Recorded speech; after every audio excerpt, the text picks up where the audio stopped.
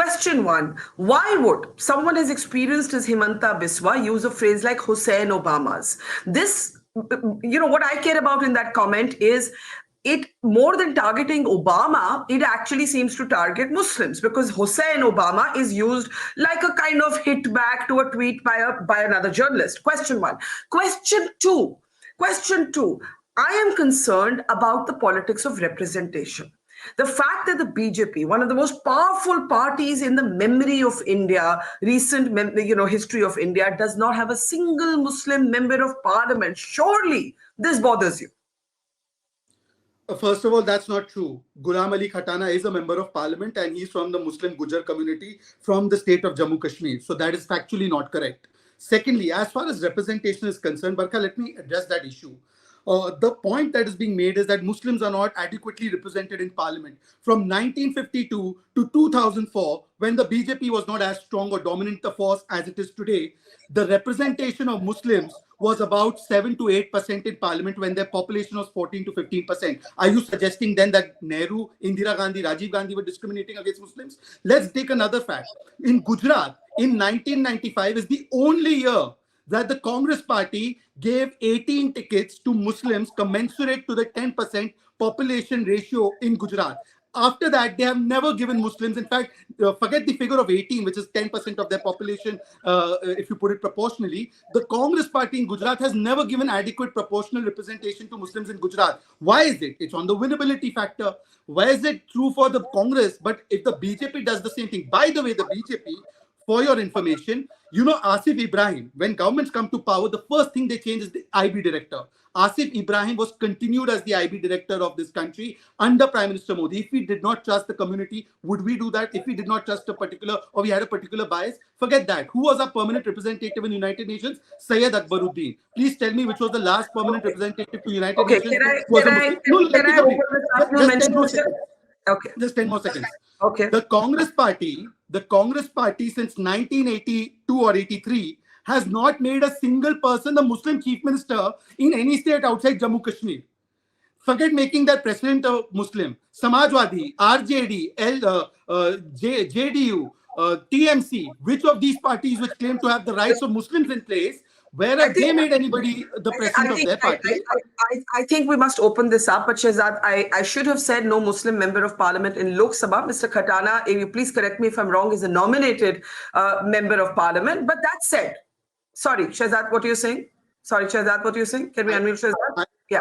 Are you suggesting that a member of parliament from one house is less significant than the other? Because Manmohan Singh was from Raj Sabha. I'm not suggesting anything except to say that I think the BJP's representation of a community that is more than 200 million people in number could be better. But Yashwant will come later to what happens when the BJP does actually field Muslim candidates. So that's also, I just want to have a proper conversation, at Tehseen, let me bring you in. You and your brother don't agree politically, and you come from, here on this program as people who represent two very different parties and rather support two very different parties. Shehzad is an official spokesperson. You're a supporter of the Congress party. He's listed a whole lot of data for you. He's spoken about the Prime Minister's very successful outreach, and this has to be conceded, with Muslim countries globally. How do you respond? First of all, many congratulations to our Prime Minister on the highest award getting the highest award in Egypt. Because when the Prime Minister of India is felicitated, India is felicitated. So all these awards that Shehzad rightfully listed out are awards that India has got, and we congratulate the Prime Minister. There is a sort of a twin personality with the Bharatiya Janata Party. And that is, there is no doubt about it that the Prime Minister's personal initiative and reach out, particularly to the Islamic world, because the Prime Minister realizes the importance of the Islamic world with India's importance. For example, Egypt. India and Egypt share historical, cultural, people-to-people ties way before our nations were formed. These are cultural ties going back hundreds of years ago with Iran. So the Prime Minister understands that. He's a great politician. We concede that. So he understands that. So to that extent, he's only furthered what the previous governments have done. So congratulations. And he's taken it to a next level. But there is an alternate reality, and that reality is dog whistle. That reality is targeting the community. So it's if you were to look at it in a perspective, and it is, as you rightly in your introduction said, shades of gray. I would say in the last 1 year, the Muslim community has never had it better. The Prime Minister spoke in the BJP executive meeting, reach out to the Pasmanda Muslims. You've had a Bharat Jodo, where the Muslims has first time on the street come out politically without being attacked like they were attacked in the CAA protests, etc. They were targeted. You've had movies where the action hero who has been a Muslim protagonist, I'm talking about Pathan, it's gone to be the biggest blockbuster. So in that sense, the Muslims have never had it better. But there's a second side to it. And that second side is the dog calling. When a Himanta Biswa Sharma, a sitting chief minister, uses a terminology, and you can pretend whatever, to call out, we will catch the Hussein Obamas, you have to deal with the Hussein Obamas in India. When the honorable finance minister, who speaks about everything under the sun, except the ministry that she's speaking about, which is doing terrible and terrorizing people with its tax terrorism, it is dog calling, it is a dog whistle. And that continues from the topmost level right down to the downmost level. At this moment, Barkha, I am in process of filing a petition in the Honorable Supreme Court of what's happening in Uttarakhand. That is a call for a genocide. And I use these words very, very responsibly. What is happening in Himachal Pradesh? The fact that leaders of the BJP, these are leaders on constitutional force. Genocide. I'm very wary of using this big word genocide. It's a very serious word. We must use it with responsibility. When you have protests from one political party targeting people based on religion, asking them to leave their land, telling that their houses will be demolished, telling their business will be, that's exactly how it's. I use it very. I want a 30-second response to Shehzad. I want one more. Yeah. I want one more time.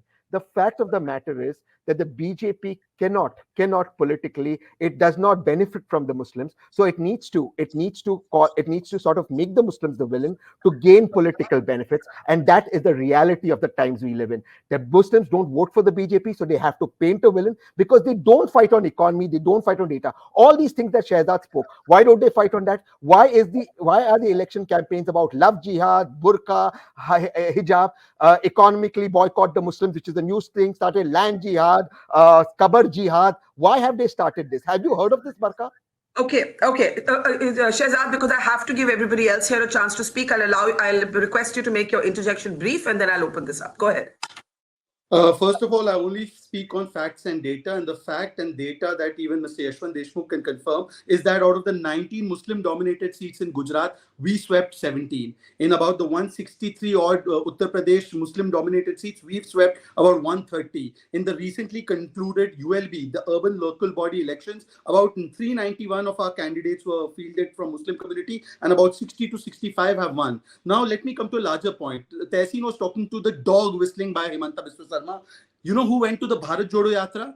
A gentleman called Sanjay Raut. And this is no dog whistling. Sanjay Raut says, revoke Muslims' voting rights. This is no dog whistling.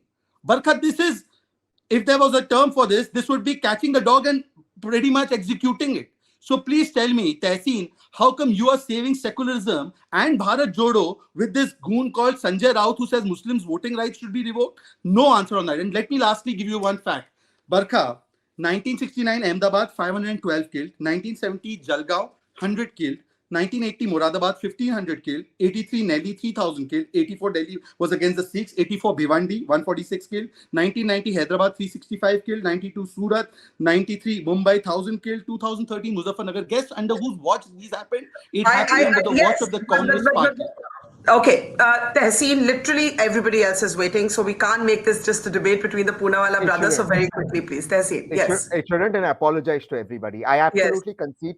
I absolutely concede to what Shehzad said. One, personally, I think the Shiv Sena is a terrible alliance. But more importantly, the Congress manages to do one thing right now under Rahul Gandhi and Mrs. Gandhi, which the BJP doesn't. The Congress, being the tent, gets extremists, whether it's the Indian Muslim League or the Shiv Sena, into the central fold. What the BJP does is it polarizes. The BJP can only win by polarizing. When it does not polarize or polarization does not work, like in Karnataka, the BJP does not win. Shehzad's right on the data, but that data comes on the back of 80-20 chief ministers.